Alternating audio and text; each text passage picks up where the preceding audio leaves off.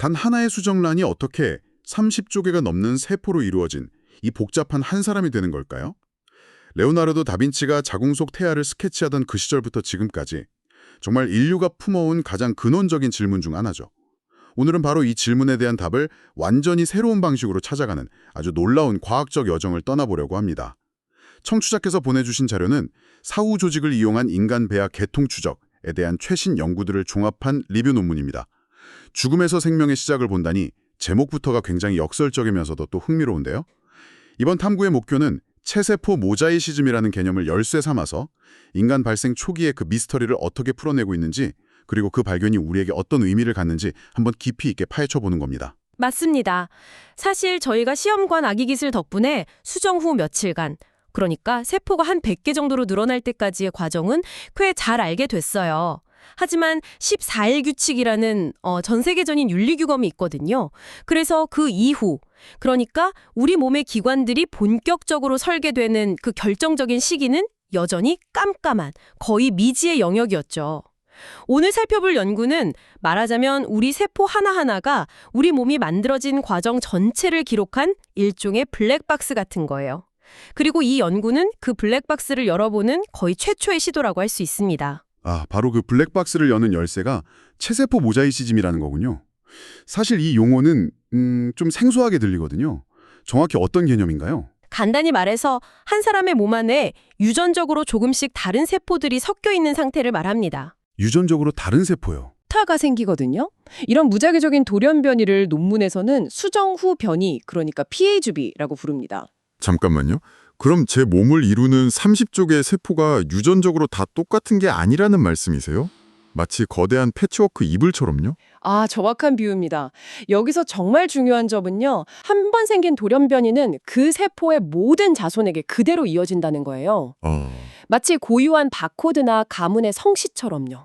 예를 들어 수정란이 처음 분열해서 생긴 두 세포에 각각 A와 B라는 돌연 변이가 생겼다고 가정해보죠. 그럼 A의 자손들은 모두 A를, B의 자손들은 모두 B를 갖게 됩니다. 그 다음 분열에서 또 새로운 돌연 변이가 추가되고요. 이 바코드를 역으로 추적하면 어떤 세포가 어떤 세포로부터 유래했는지, 즉 세포의 가계도를 완벽하게 재구솔할 수 있게 되는 겁니다. 와우. 우리 몸 자체가 세포 분열에 살아있는 역사책이라는 거네요. 세포 하나하나가 자기 조상이 누군지 기록을 품고 있는 셈이고요. 정말 기발한 발상인데 이런 아이디어를 처럼 떠올린 건 어디서부터였나요? 그게 암 연구에서 시작됐습니다. 암 연구요. 네. 과학자들이 암세포의 유전자를 분석해보니까 암을 유발하는 핵심 돌연변이, 소위 운전자 돌연변이 말고요. 아무 기능 없어 보이는 수많은 동승자 돌연변이가 있다는 걸 발견했어요. 처음엔 이게 그냥 노이즈, 오류라고 생각했는데 이 동승자 돌연변이들의 패턴을 분석하니까 암세포가 어떻게 진화하고 다른 장기로 퍼져나가는지 그 개통도를 그릴 수 있었던 거죠. 여기서 누군가 정말 엄청난 생각을 한 겁니다. 이걸 정상세포에도 적용할 수 있지 않을까? 질병을 이해하는 도구가 생명의 근원을 밝히는 열쇠로 바뀌는 순간이었죠. 잠깐만요. 여기서 좀 이상한 점이 있습니다. 이론은 알겠는데 살아있는 사람에게서 조직 검사하듯이 세포를 얻으면 될 텐데 왜 굳이 사후 기증된 신체가 필요하다고 하는 거죠? 그게 훨씬 더 복잡하고 어려울 것 같은데요. 아주 중요한 질문입니다. 그 이유는 초기 발생 과정을 제대로 복원하려면 우리 몸의 기본 설계도인 3개의 배엽에서 유래한 세포를 모두 얻어야 하기 때문이에요. 3개의 배엽이요? 네. 피부와 뇌를 만드는 외배엽, 혈액과 근육, 뼈를 만드는 중배엽, 그리고 간이나 폐, 대장 같은 내부 장기를 만드는 내배엽. 이 세 가지가 우리 몸의 모든 것을 만드는 근원이거든요. 그런데 살아있는 한 사람에게서 뇌조직, 심장 근육, 그리고 장 내벽 세포를 동시에 그것도 충분한 양을 얻는 건 사실상 불가능하잖아요. 그렇군요. 한 개인의 완벽한 발생 지도를 그리려면 말 그대로 그 사람의 모든 부위가 필요하다는 거네요. 하지만 사후 조직이라는 게 좀 찜찜하게 들리기도 합니다. 죽은 사람의 세포가 살아있을 때와 정말 똑같은 정보를 담고 있다고 확신할 수 있나요? 변질될 가능성은 없습니까? 그것도 충분히 가질 수 있는 의문입니다. 실제로 사후 시간이 지나면 RNA나 단백질 같은 분자들은 아주 빠르게 분해돼요. 하지만 DNA는 다릅니다. DNA는요? DNA는 놀라울 정도로 안정적인 분자라서 적절한 조건에서는 수백, 수천 년도 보존되거든요. 이 연구는 바로 그 DNA에 새겨진 바코드를 읽는 것이기 때문에 사후 조직을 사용해도 전혀 문제가 없는 겁니다. 오히려 한 개인에게서 몸 전체의 샘플을 얻을 수 있는 거의 유일한 방법이죠. 죽음을 통해 생명의 시작을 본다는 이 연구의 역설적인 제목이 바로 여기서 비롯된 거고요. 알겠습니다. 이론은 완벽한데 30쪽의 세포 속에서 그 미세한 돌연변이 하나를 찾는다는 게 말 그대로 사막에서 바늘 찾기 아닌가요? 과학자들이 이걸 대체 어떻게 가능하게 만든 거죠? 처음에는 정말 무식하고 오래 걸리는 방법을 썼습니다. 체외 클론 증식이라고요. 피부 같은 데서 세포 딱 하나를 떼어내서 실험실에서 2달 넘게 키워서 수백만 개로 불리는 거예요. 2달이나요? 너무 비효율적인데요? 그렇죠. 한 세포에서 유래했으니까 유전 정보가 똑같아서 가장 순수한 신호를 얻을 수 있었지만 시간도 너무 오래 걸리고 실험실 환경에서 잘 자라는 좀 튼튼한 세포만 선택되는 그런 편향도 있었고요. 그래서 다음엔 더 똑똑한 방법이 나왔습니다. 레이저 포획 미세절제라는 기술인데 현미경으로 조직을 보면서 레이저를 이용해서 원하는 세포 집단만 정밀하게 도려내는 일종의 세포 외과 수술 같은 거죠. 훨씬 정교해졌네요. 네. 이건 조직 내에서 세포가 원래 어디 있었는지 그 위치 정보를 알 수 있다는 엄청난 장점이 있었어요. 그럼 지금은 어떤 방법을 쓰나요? 지금은 더 발전했을 것 같은데요. 지금은 아예 세포 하나하나의 DNA를 직접 통째로 읽어버리는 수준까지 왔습니다. 단일세포 DNA 시퀀싱이라는 기술 덕분이죠. 많은 세포를 한 번에 분석할 수 있어서 연구 속도가 폭발적으로 빨라졌어요. 물론 초기엔 DNA를 증폭하는 과정에서 없던 오류가 생기는 치명적인 단점이 있었는데요. 최근에는 몸의 여러 부위에서 얻은 수많은 세포 데이터를 서로 교차 검증해서 이런 오류를 걸러내는 방식으로 정확도를 비약적으로 높였습니다. 이제 정말로 세포의 가계도를 그릴 수 있는 도구가 완성된 셈이죠. 알겠습니다. 방법론은 충분히 이해가 됐습니다.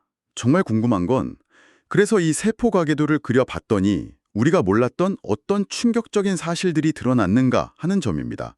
그야말로 교과서가 다시 쓰일 만한 발견들이 쏟아져 나왔습니다. 가장 충격적인 것 중 하나는 비대칭적 기여라는 현상이에요. 수정 후 첫 세포 분열로 생긴 2개의 딸세포가 우리 몸을 정확히 50대 50으로 만들지 않는다는 겁니다. 잠깐만요. 그건 정말 의외네요. 그럼 우리 몸의 절반은 첫 번째 딸세포에서 나머지 절반은 두 번째 딸세포에서 온 게 아니란 말인가요? 상식적으로는 그래야 할 것 같은데요. 바로 그 상식이 깨진 겁니다. 놀랍게도 거의 모든 경우에 한쪽 세포가 훨씬 더 많은 부분, 많게는 70%까지 기여하는 비대칭 현상이 나타납니다. 70%나요? 네, 개인마다 다르지만 대략 1대2 정도의 비율을 보인다고 해요. 우리는 흔히 우리 몸이 완벽한 대칭에서 시작한다고 생각하지만 실제로는 첫 단추부터 한쪽으로 치우쳐진 일종의 운이 작용하는 셈이죠. 그러니까 청취자님의 왼손과 오른손은 유전적으로 아주 미세하게 다른 역사를 가지고 시작했을 가능성이 매우 높다는 뜻입니다. 와, 그럼 우리 몸의 시작부터가 불균등했다는 거군요. 왜 이런 비대칭성이 나타나는 거죠? 모든 세포가 공평하게 참여하는 게 아니라 소수의 설립자 세포가 그 형성 과정의 대부분을 담당한다는 거예요. 소수의 개척자들처럼요. 맞습니다. 마치 소수의 개척자들이 새로운 도시의 기반을 다지는 것처럼요. 이 소수의 세포가 어느 계통에서 왔느냐에 따라 특정 조직의 유전적 구성이 크게 달라지는 겁니다. 그렇군요. 그럼 세포의 운명이 결정되는 시점, 예를 들어 어떤 세포가 태아가 되고 어떤 세포가 태반이 될지 정해지는 순간 같은 것도 알아냈나요? 네, 그 시점들이 훨씬 더 명확해졌습니다. 태반이 될 세포와 태아가 될 세포의 운명은 놀랍게도 3에서 4번째 세포 분열이라는 아주 이른 시기에 결정돼요. 8개 세포 중에 3개는 태아로, 5개는 태반으로 갈라지는 식으로요. 와, 우리 몸 전체를 이루게 될 세포가 고작 2, 3개에서 시작한다는 거네요. 더 놀라운 건 우리 몸의 좌우축이 결정되는 시점입니다. 이건 그보다 더 빠른 1에서 4번째 세포 분열 단계에서 일어난다고 해요. 훨씬 더 빠르네요. 네. 심장이나 간 같은 비대칭적인 기관이 만들어지기도 훨씬 전에 이미 우리 몸의 좌우 비대칭성이 결정된다는 뜻입니다. 또 3개의 배업 중에서는 피부와 신경이 될 외배업의 운명이 가장 먼저 결정되는 것으로 나타났고요. 말 그대로 생명의 초기 설계도가 점점 더 선명하게 그려지고 있는 거죠. 정말 대단하네요. 우리가 어디에서 왔는지 이해하는 완전히 새로운 문이 열린 것 같습니다. 이 모자이시즘 연구가 확장되면서 생명의 초기 설계도가 점점 더 선명해지는 느낌입니다. 자료는 미래에 대한 질문을 던지며 마무리되는데요. 앞으로 해결해야 할 과제나 이 연구가 나아갈 방향은 무엇일까요? 아직은 정말 초기 단계입니다. 지금까지 약 25명의 사후 기증자 연구를 통해 이런 사실들을 일반화했지만 더 많은 개인과 인종의 데이터가 필요하죠. 앞으로는 훨씬 더 정밀한 3차원 인간 발생 지도를 완성해야 하고 또 노화나 질병 및 이 세포 계통에 어떤 영향을 미치는지도 연구해야 합니다. 예를 들어 어떤 세포가 간세포가 될지 폐세포가 될지가 결정되는 정확한 순간과 그 최소 세포 수를 알아낸다면 어떻게 될까요? 아, 줄기세포를 이용해서 필요한 세포를 정확히 만들어낼 수 있게 되겠군요. 바로 그겁니다. 인공장기나 미니장기, 즉 오가노이드를 만드는 재생의학 분야에 엄청난 돌파구를 마련할 수 있을 겁니다. 단순히 우리가 어떻게 만들어졌나라는 근원적인 질문을 넘어서 어떻게 하면 손상된 조직을 재생하고 질병을 치료할 수 있는가에 대한 실용적인 답을 줄 수 있는 거죠. 네네. 물론 이를 위해서는 더 많은 데이터가 필요하고요. 또 죽음을 통해 생명의 시작을 연구한다는 이 역설적인 학문의 발전을 위해서 자신의 몸을 기증한 분들에 대한 깊은 감사를 잊지 말아야겠습니다. 청취자분들께 마지막으로 생각해볼 질문을 하나 던지며 마무리하겠습니다. 오늘 나눈 이야기에 따르면 우리 몸의 30조 개가 넘는 세포는 각각 고유한 유전적 역사를 가진 조금씩 다른 존재들의 거대한 연합체라고 합니다. 내 몸이 사실상 유전적으로 다른 세포들의 모자이크 공동체라면 하나의 통일된 나라는 개념은 대체 무엇을 의미할까요? 그리고 내 몸의 시작이 50대 50의 완벽한 균형이 아니라 우연과 비대칭에서 비롯되었다는 사실은 우리 자신을 이해하는 데 어떤 새로운 관점을 제시할까요?